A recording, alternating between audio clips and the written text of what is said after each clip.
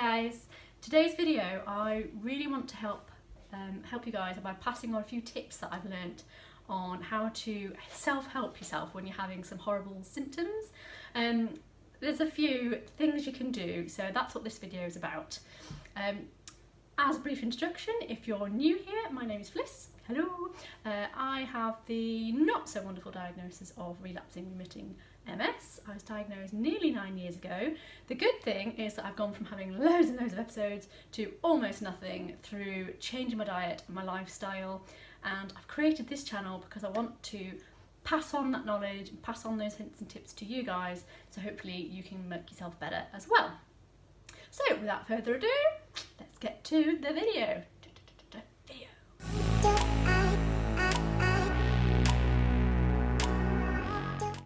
Okay, so self-help tips. These are the bits that the doctors never want to tell you, because they'll just go, no, you must just take medication. That's the only way.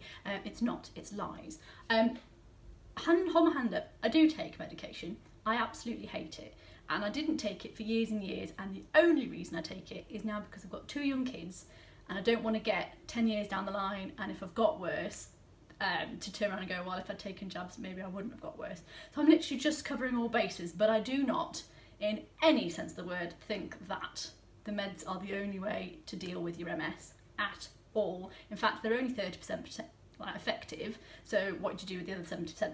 Diet and lifestyle. Diet and lifestyle. I will get that drilled into people. Anyway, I digress. So, a few things you can do if you're having some crappy symptoms or relapses. The first one is a quick and easy one. If you are one of these people that suffers with burning feet, and that's the thing with MS, is no 2 people are the same. It's the snowflake illness, because no 2 are the same. But if you do get burning feet, one of the things you can do is get yourself some super fluffy bed socks.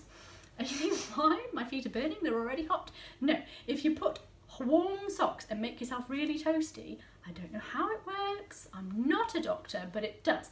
It stops, it kind of really dulls that burning sensation. So do try and just get fluffy socks, go to bed with them. I know, sexy hours wearing some socks in bed, but it does help, honestly. When you're in this episode kind of thing anyway, you don't really care, do you? Fluffy socks, way to go. Another one, a thing that people struggle with, and it's a similar kind of thing to this, is that I get pins and needles all over. It's horrible, and you're like, just don't touch me, get off me. But if you wear tight tops, so like long sleeve tight top, tight jeggings or jeans or whatever, something that like clings to your skin, it actually helps again. I don't know why, maybe it's just the pressure on all of it, it just kind of soothes. So it's horrible to get on because you've got to kind of touch yourself, but once it's on, it feels lots better. Now, the third one is that lovely thing that some people get, which is the MS hug. It's quite common. It's that feeling where after stand up, you know, where someone's like squidging your hair, or my friend has it sometimes where it feels like someone's sitting on her chest, so it's like, ooh. So that's like, kind of thing. The thing to do with this, again, it's one of those things kind of like, how does that work? I don't know. If I'm honest, I don't know how it works, but it does. So get yourself a scarf or like what do you call it, dressing gown cord, and just tightly tie that thing around you, so as tight as you can get it, tie it in. It's a little bit like, you know, tight things, or it's like doing the thing that feels like it, but doing it more kind of makes the MS feel less. I don't know how it works, but it does. So yeah, so get your scarf and tie it around you really tightly, and you'll be amazed. It actually helps. Obviously don't just dance with the scarf, because that's going to do nothing. Yeah, so those 3 help.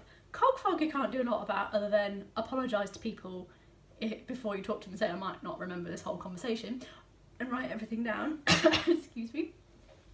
I'm trying to think of the other symptoms that I mentioned. There's so many. If I remember more, then obviously I will do another video and pass those tips on.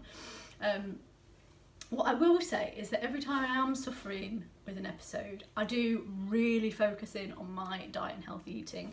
So I eat loads of really highly inflammatory foods. So top 4 for me would be salmon, sweet potatoes, ginger and turmeric. So put the ginger and turmeric, just stick it in the smoothies, stick it in your soup, stick it in everything, because they're really highly anti-inflammatory, and it really just dulls everything down again and stops that immune, what's the word? You know what I mean. It kind of dampens it all. Obviously, again, avoid any highly inflammatory foods. Yeah. So do that. I also drink loads and loads of water. I always think water is one of those things that's a natural healer. You need it. Your body is a lot percentage of water. I can't remember the percentage. Your brain is like 70% water. So I try and drink loads to just, again, flush out your system. Flush out the toxins that's built up. Try and just calm everything down, which is the whole thing. Anti-inflammatory. So yeah, those are the things that I do when I'm having a relapse if I've got those symptoms. I hope it helped you. If you do ever have them, do try them. Do comment below if you've tried them and if it does or doesn't work, because I'd be interested to know if it did. And if you do think these videos are helpful, please do subscribe below. It'd be lovely to have more subscribers, so I know that I'm passing on this knowledge and helping you guys get to a place where you're feeling better as well. That's all. I hope they help. Catch you soon.